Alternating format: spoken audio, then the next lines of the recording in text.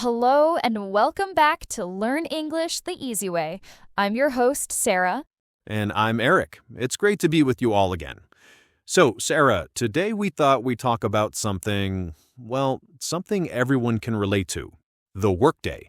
Exactly. A regular, typical, maybe not so typical workday. Since we both work in education, but in pretty different roles, I thought it would be fun to compare our days. I agree. So, for our listeners, just as a reminder, I'm a principal at an elementary school. And Sarah? I'm a kindergarten teacher, so I'm, right there in the classroom with the little ones all day. Okay, so let's start from the beginning. Your alarm goes off. What's the first thing you think about, work-wise? Oh, wow. Honestly, my first thought is usually, did I remember to prep the glitter? Or is the paint dry from yesterday's art project? It's always about the physical stuff in the classroom. What about you? Is yours more big picture? Yeah, you could say that. Mine is usually running through the day schedule in my head. I'm thinking, okay, there's that staff meeting at 10, a parent conference at noon, and I have to observe a new teacher in the afternoon. It's, a lot of scheduling. That sounds like a lot of juggling. When you mention a parent conference, what does that usually involve? I get to talk to parents all the time, but usually in a very informal way when they pick up their kids. A scheduled conference feels more serious. It can be. The goal is always collaboration. We sit down, the teacher, the parents, and me, and we look at the students' work, talk about their behavior, both the good and the challenging. The best conferences are when we all come together as a team to support the child. But yeah, sometimes they're tough. If a student is struggling, the conversations can be emotional. You have to be a listener, a problem solver, and a mediator all at once. That sounds like a real skill. Juggling is the right word for it. My day feels less like juggling and more like plate spinning. Keeping a dozen little plates spinning all at once. I can picture that. So tell me, what does that look like when you get to school? So I get to school pretty early, to set everything up. The first hour before the kids arrive is, it's my quiet time. I put out the activities for the morning, make sure the lesson plan is ready, all that. And then the bell rings. And then it's chaos? Controlled chaos. It's an explosion of energy. Little backpacks, big stories about their dog or what they had for breakfast. It's the best part of the day, really. We start with circle time, sing some songs, talk about the calendar. It's all about routine. What kind of songs do you sing? Is it the Wheels on the Bus on repeat? Sometimes.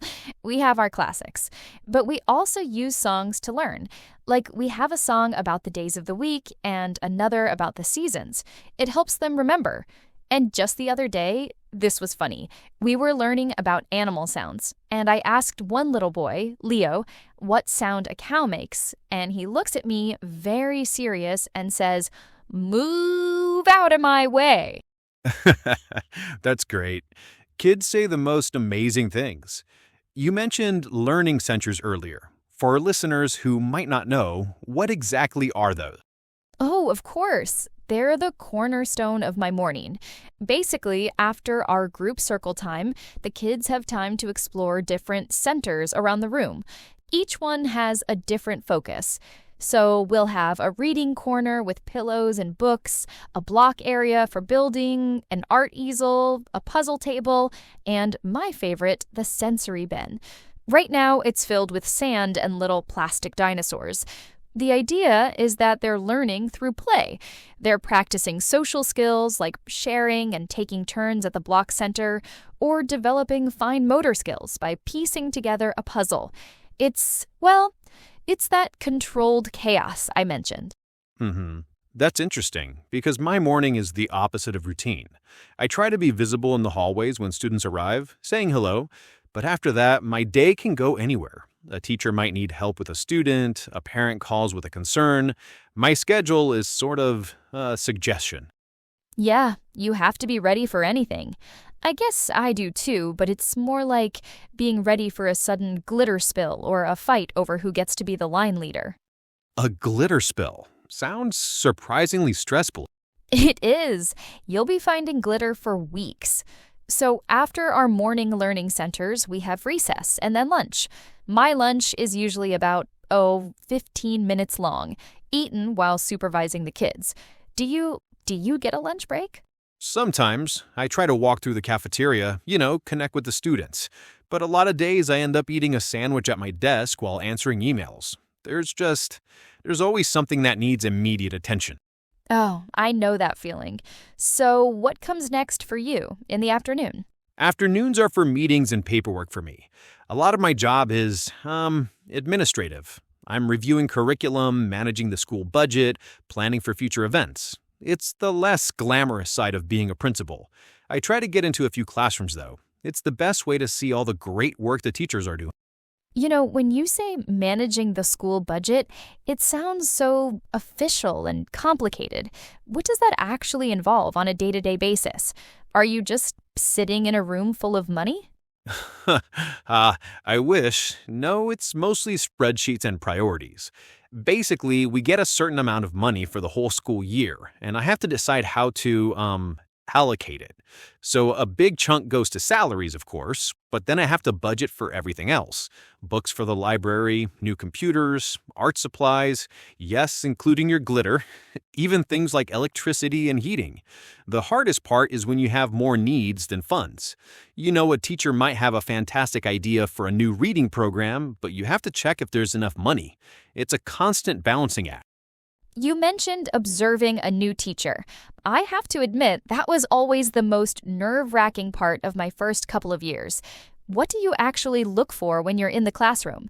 Is it as scary as it feels? That's a great question, and I totally get why it feels scary. My goal is never to make a teacher nervous. I try to be a coach, not a critic.